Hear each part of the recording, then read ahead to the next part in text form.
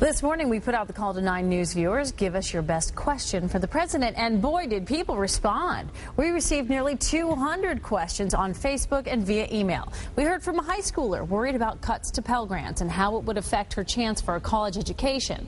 From people concerned about gas prices and aid to foreign countries, and even someone who wanted to know if the president has any hobbies. But our time was limited, so we could only ask the president 2 viewer questions. What were they? 9 News reporter Sayed Shabir is live in Blue Ash, where one of the questions came from a local business owner. Sayed?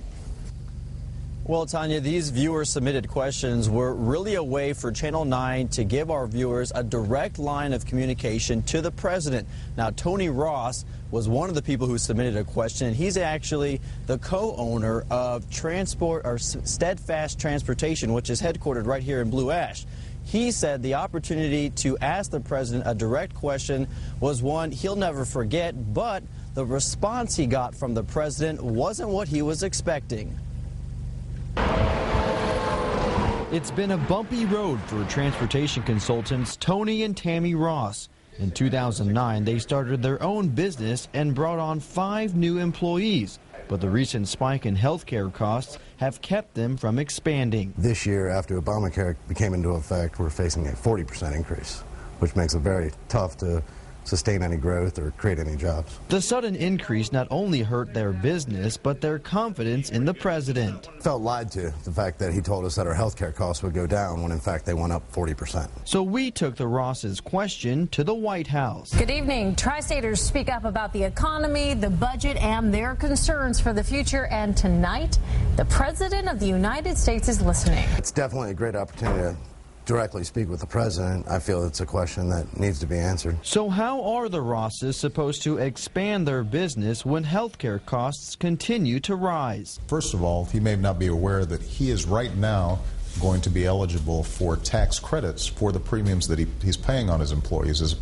As a consequence of healthcare reform, he can get up to 35% of the cost of those premiums deducted from his taxes. But even if they get the maximum 35% back in tax incentives, the Rosses are still facing a 40% increase, which means healthcare costs will still be on the rise when the Rosses were told they'd go down. Tax credits at the end of the year are great. However, month to month with operating costs, it's still a struggle. Although the president's answer wasn't what they were hoping for, the Rosses remain thankful for the opportunity. The president speaking directly to me, answering my question.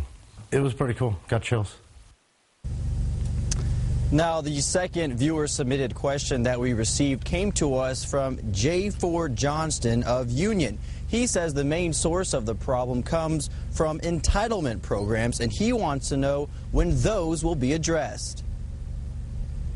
The conversations have already begun, the key on both Social Security as well as Medicare is making sure that we do changes that strengthen the system, that make sure that the same amount of money going out is the same amount of money coming in.